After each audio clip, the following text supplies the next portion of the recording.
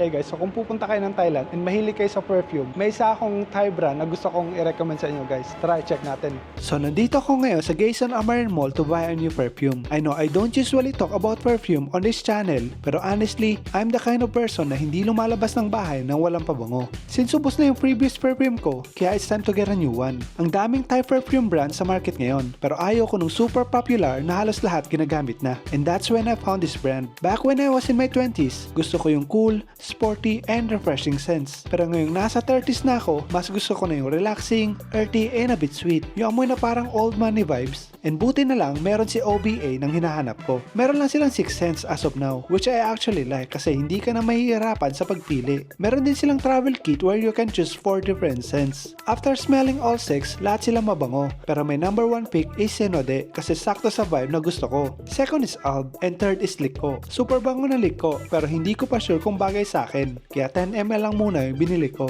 Ay, pabango na tayo. Yay! Like I said, I'm so excited for this.